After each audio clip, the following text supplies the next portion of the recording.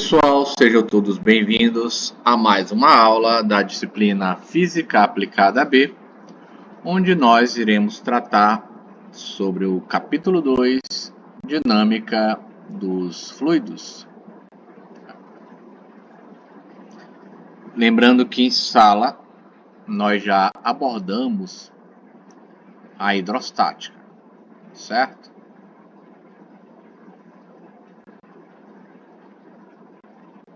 Hidrostática, tudo bem? Onde nós estudamos pressão, densidade, massa específica, empuxo, teorema de Stevens, teorema de Pascal e teorema de Arquimedes. Tudo bem? Com relação à dinâmica dos fluidos, né? Já que nós fizemos o estudo da estática, vamos passar para essa parte da dinâmica dos fluidos, onde tem pouca diferença, tá, pessoal? Entre a dinâmica dos fluidos, né, e a da partícula ou do corpo rígido, né, que nós estudamos lá em Física Aplicada A, tá? Então a gente vai começar, né, fazendo o estudo, considerando um modelo simplificado, né, onde nós vamos desconsiderar o que nós vimos anteriormente, chamado das forças dissipativas. Tudo bem? Forças dissipativas. Vamos agora para a nossa primeira parte, onde nós vamos chamar de 2.1, tá? Conceitos que são gerais, tá? Sobre o escoamento dos fluidos. Tudo bem? Conceitos gerais sobre o escoamento dos fluidos. Bom, o que nós podemos falar inicialmente, né?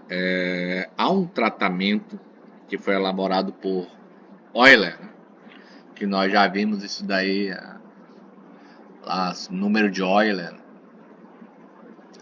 é o mesmo, né? Leonhard Euler, tá certo? Que é mais conveniente para aplicações em análise, tá, de dinâmica de fluidos. Quando nós utilizamos este método de Euler, eu vou chegar nas principais características, tá? Lembrando que tudo que eu estou falando agora será analisado, né, detalhadamente em sala, né? Quando nós utilizamos esse método, né, nós vamos desistir de especificar a trajetória de cada partícula do fluido, né? Em consideração, nós vamos especificar, tá? Anote isso daí porque você já viu lá no capítulo anterior, né? Nós vamos especificar a densidade, tudo bem? E a velocidade do fluido, tá certo? Velocidade do fluido.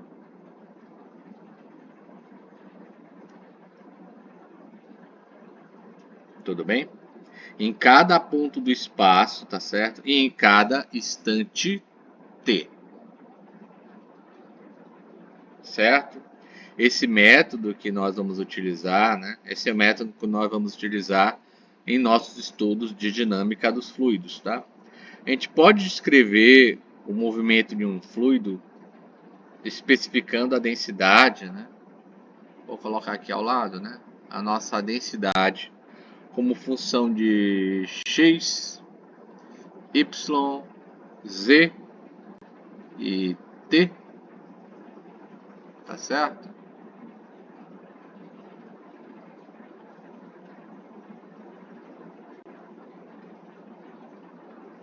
E a velocidade v,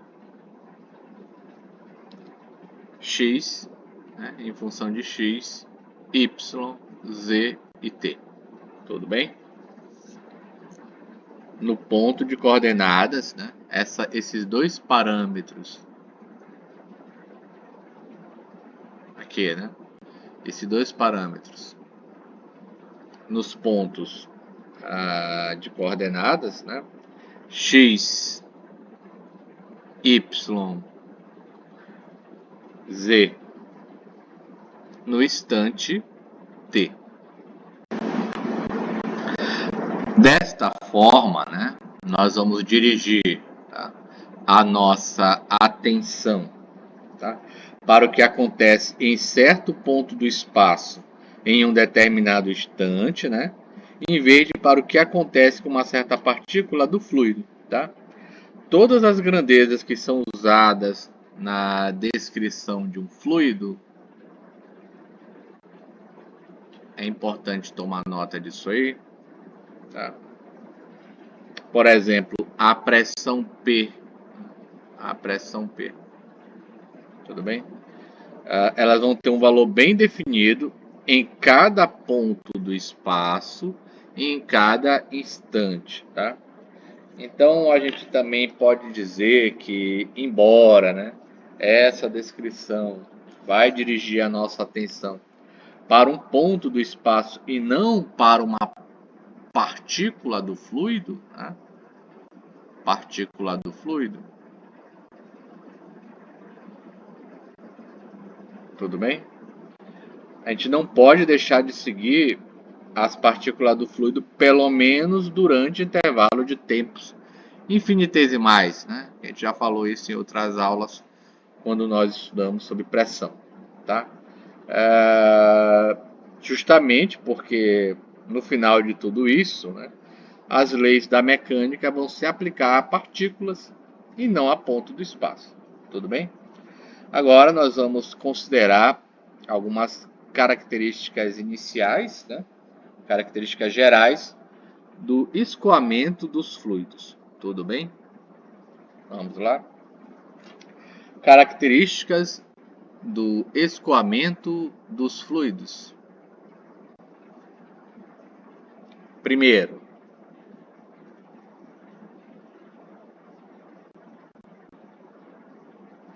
o escoamento dos fluidos, ele pode ser estacionário,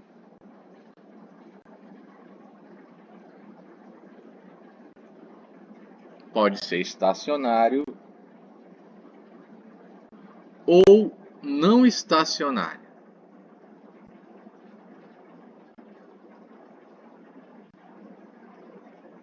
Tudo bem? Pode ser estacionário ou não estacionário. Tá certo? Por exemplo, a gente descreve o escoamento em torno de variáveis, né? Eu já falei antes, como a pressão, tá certo? A densidade, a velocidade de escoamento, tá? Em qualquer ponto do fluido. Vamos estipular um ponto qualquer aí, um ponto do fluido. Tudo bem? Se estas variáveis em questão aí, essas variáveis que eu acabei de falar, não dependerem do tempo, né? Se elas não forem funções do tempo, tudo bem? Se elas não forem funções do tempo, não dependerem do tempo, a gente vai dizer que o escoamento será estacionário. Tudo bem? Estacionário. Os valores dessas variáveis, né, P, V e ρ, né, são em geral diferentes em pontos diferentes, tá? Mas eles vão permanecer constantes, né, no tempo, tá certo? Constante no tempo em qualquer ponto particular, tá? A gente pode também dizer, né, que o que eu acabei de falar e essas condições elas vão ocorrer em escoamentos a baixas velocidades, tá? Velocidades assim pequenas, tá certo? Por exemplo, imagina aí um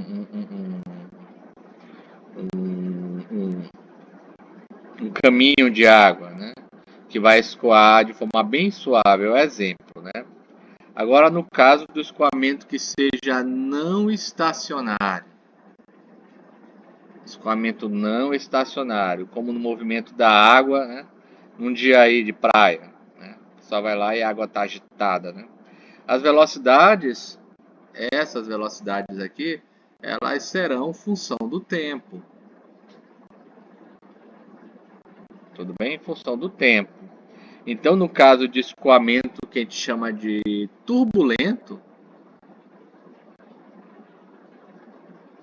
escoamento turbulento, como por exemplo, né, a gente pode dar um exemplo nas cachoeiras que tem aqui, né, em nosso estado, né? Como em corredeira, cachoeira, as velocidades vão variar de forma aleatória, tá? De um ponto para outro, tá certo? E também de um instante para outro, tá certo? Essa aí é a primeira característica, estacionário ou não estacionário. Vamos agora para a segunda característica. Segunda característica dos tipos gerais de escoamento dos fluidos. Segunda, nosso escoamento pode ser compressível ou incompressível. Tá certo? O escoamento pode ser compressível ou incompressível. Ou seja, se a densidade ρ, né? Se a densidade ρ do meu fluido em questão, se ela for constante, tá certo? E ela não depender, ou seja, ela for independente de x, y, z e t, nós falamos que esse tipo de escoamento vai ser chamado de incompressível. Incompressível, tá certo? O que é o escoamento incompressível? Quando a minha densidade, tá? A minha densidade, ela é desse fluido, né? Constante, ela não vai depender das minhas posições aqui, né? X, Y, Z e o tempo T, tá? Isso daí nós chamamos de incompressível, tá certo? A gente pode também considerar os líquidos, né, em geral, como incompressíveis, tá? Mas vamos fazer o exemplo aqui. Se você tiver para um gás que ele seja altamente compressível, né? Um gás que seja altamente compressível, né? A variação da densidade, tá, pessoal? A variação da densidade, ela pode ser muito pequena, né? Em alguns casos, tá? A gente pode considerar o escoamento como sendo, né, basicamente incompressível também, tá bom? E a gente também poderia usar como exemplos, né, mas a gente pode verificar isso melhor em sala. Vamos ver aí agora a terceira característica geral do escoamento dos fluidos, né? Anota aí a terceira.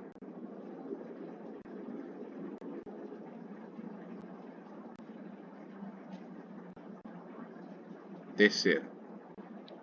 O escoamento pode ser viscoso e não viscoso. Ou não viscoso, né?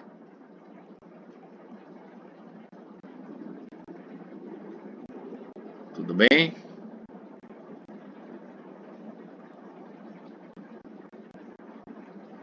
Tá certo?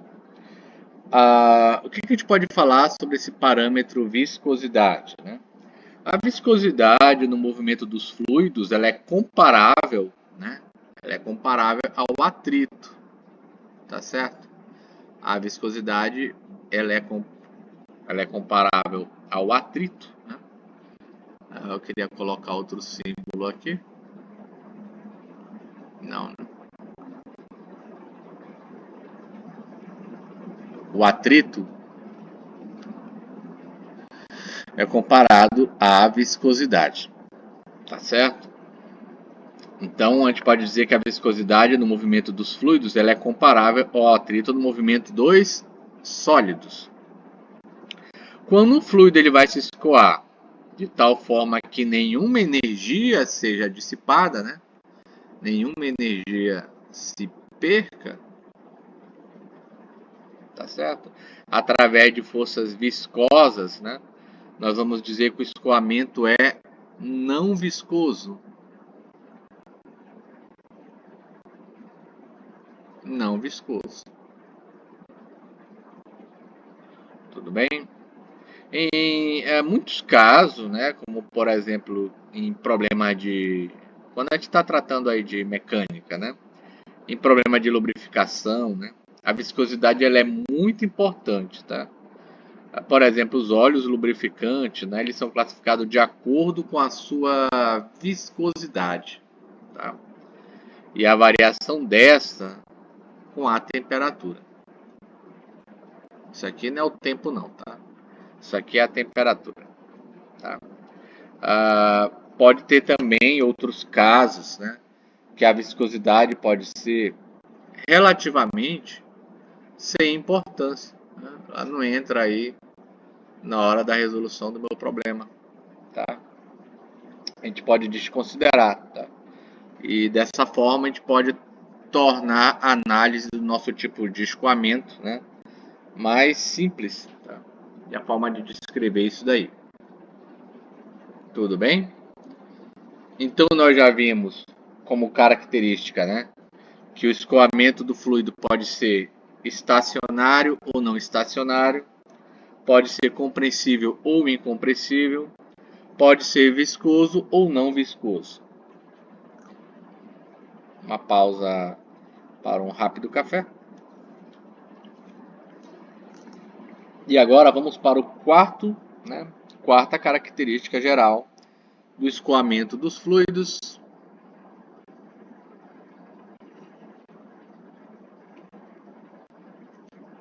Tome nota aí.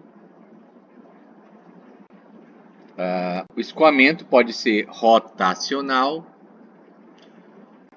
ou irrotacional, né? Ou irrotacional.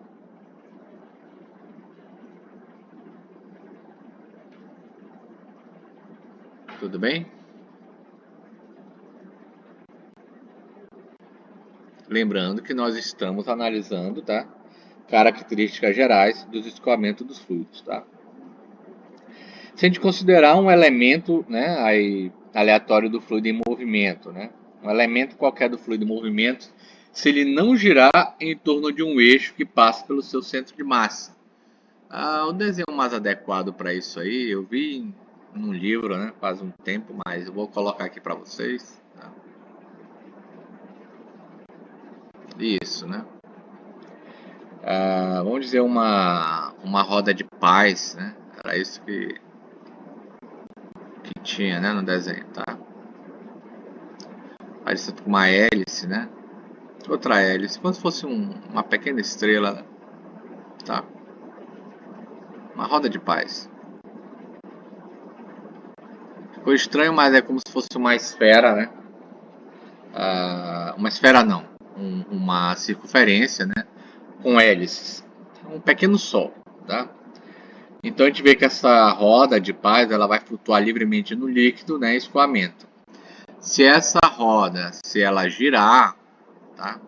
Caso ela gire, né? A gente vai dizer que o escoamento é rotacional. Caso ela não gire, ele será do tipo irrotacional. Tudo bem? Então, se esse elemento qualquer do fluido não girar em torno de um eixo que vai passar pelo seu centro de massa, a gente diz que o escoamento é irrotacional. Tá certo? Agora, é só visualizar esse exemplo aí que eu desenhei, tá? Agora, se essa roda se mover, né, se ela se mover sem girar, né? Se a roda se mover sem girar, o escoamento é rotacional. Caso contrário, se ela girar, ele vai ser rotacional. Tudo bem? A gente pode verificar que em certo elemento do fluido, né, ele pode se mover numa trajetória circular e mesmo assim o seu escoamento ser irrotacional. Tudo bem? Tá certo? Como um exemplo, né, a gente pode falar que o vórtice formado, né, quando a água ela vai escoar pelo ralo de uma pia, por exemplo, de uma banheira, é um exemplo de escoamento irrotacional. Tudo bem? Tá certo? Então, assim, nós estávamos falando sobre as características gerais do escoamento dos fluidos, né? Para a gente poder simplificar a descrição matemática do movimento dos fluidos, né? Descrição matemática do movimento dos fluidos.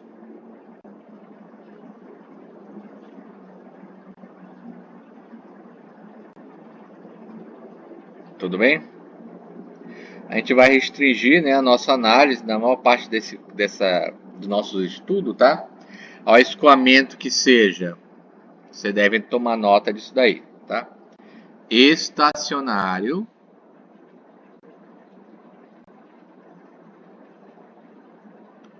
que seja incompressível,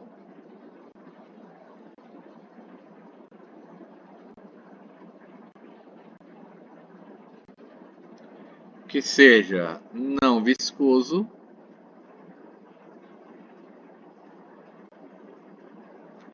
e irrotacional.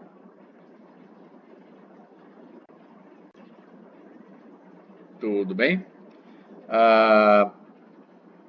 O problema da gente fazer isso, né, é que a gente pode acabar criando, né, a gente pode criar tantas hipóteses, né, para simplificar o nosso problema, né, que esse modelo não vai ter nenhuma semelhança com um fluido real, né? Um fluido real. E sem contar também, só um momento que eu estou configurando a mesa, sem contar também, né, que é difícil decidir se uma certa propriedade do fluido, por exemplo, eu falei anteriormente, né, sobre a viscosidade, tá? Se ela pode ser desconsiderada em uma situação particular, tá? Apesar de tudo isso que eu falei, né, mesmo a análise restrita que vamos fazer, né, ela tem uma grande aplicação prática, né, no nosso cotidiano, em problema de engenharia, etc. Tudo bem? Então, essa é a parte, né, da teoria da dinâmica dos fluidos.